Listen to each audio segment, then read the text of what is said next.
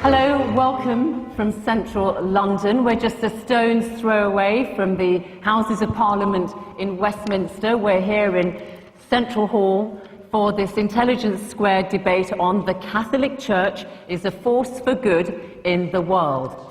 Well, that's a subject that's going to generate a lot of heat, I think, and some light too, I hope. I'm delighted to be chair of this debate. We have a panel which includes some of the most provocative, intelligent and stimulating commentators and practitioners on the subject. Arguing for the motion, the Archbishop of Abuja in Nigeria, John Onaiyekan, the British Conservative MP, Anne Widdecombe. Arguing against the motion, the actor, broadcaster and author, Stephen Fry, and the journalist and commentator, Christopher Hitchens. Well, our first speaker is John Onaiyekan, His Grace, the Archbishop of Abuja, the capital of Nigeria. And His Grace is one of Africa's best known, most respected commentators of the Church, the Catholic Church. So please make your way to the podium, speak at the microphone.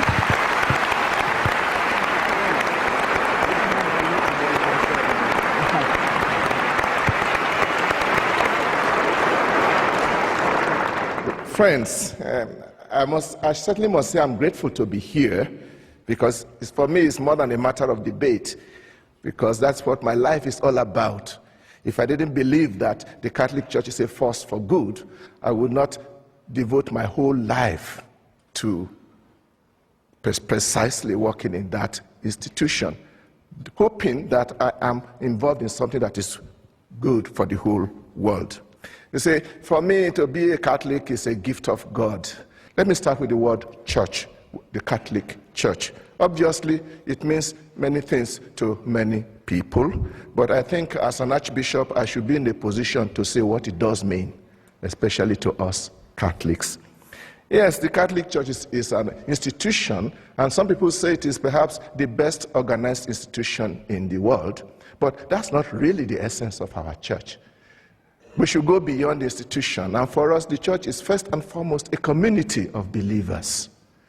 And this is a community of believers that is spread all over the world, made up of all kinds of people.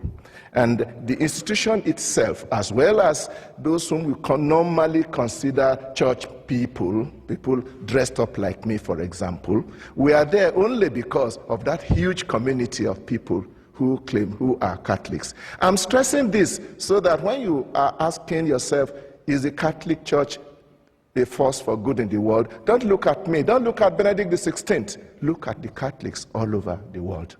That the church is a force for good in the world seems, obviously to me, is quite obvious. The question probably we should ask is, what kind of force?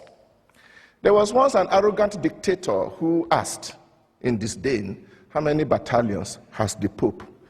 Obviously, he completely missed the point.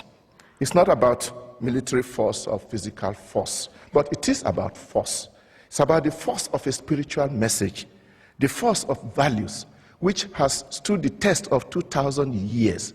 And not only 2,000 years in time, but has spread its message all over the world among different kinds of people, different races.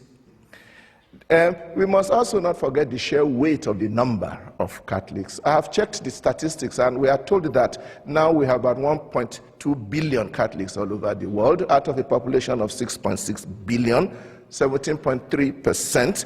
And these are young, these are made up of all categories of people, young and old, women and men, peasant farmers and high-tech professionals, simple citizens, and even heads of states and world leaders.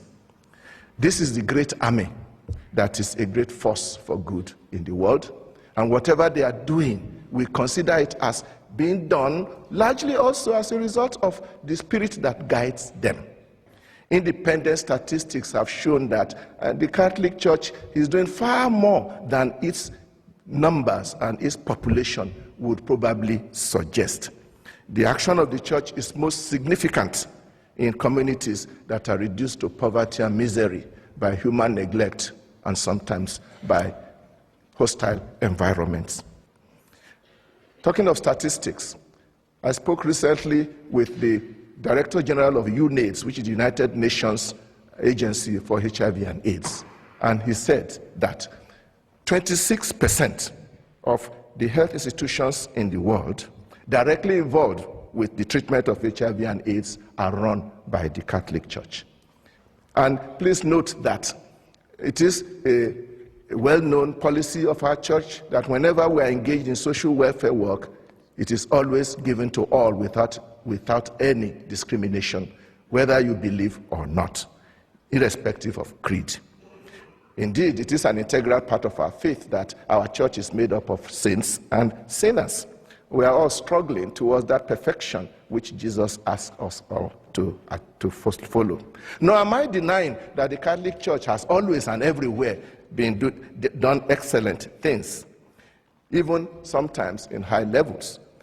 But this again only proves that we are in this world.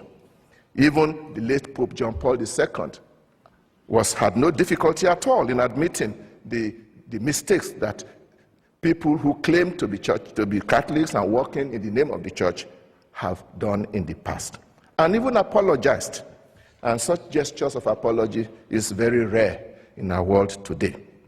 Let me conclude by drawing your attention to one particular aspect of my faith which I admire greatly. We are very open to dealing and moving and collaborating with others. And I think this is very important for the world of our days. We are talking of the world of today.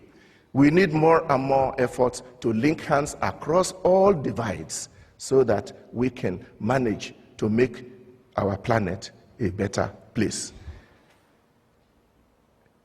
a world of justice and peace. Is there still anybody here who still doubts whether the Catholic Church is a force for good in the world? Thank you very much.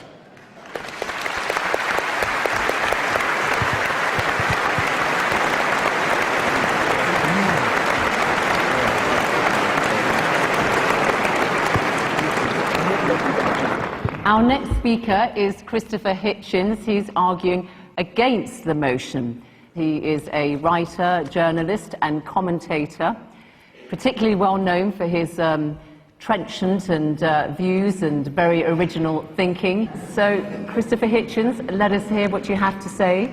Your time starts now. Please make your way to the podium.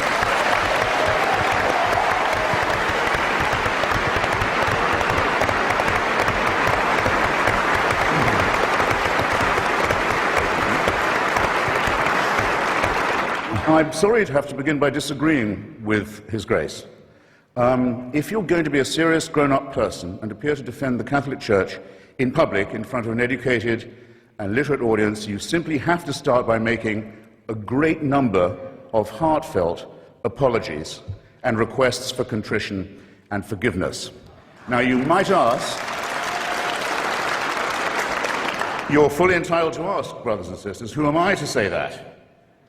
Well, in the Jubilee Millennium Year of 2000, the Vatican spokesman, Bishop Piero Marini, said, explaining a whole sermon of apology given by His Holiness the Pope, given the number of sins we've committed in the course of 20 centuries, reference to them must necessarily be rather summary.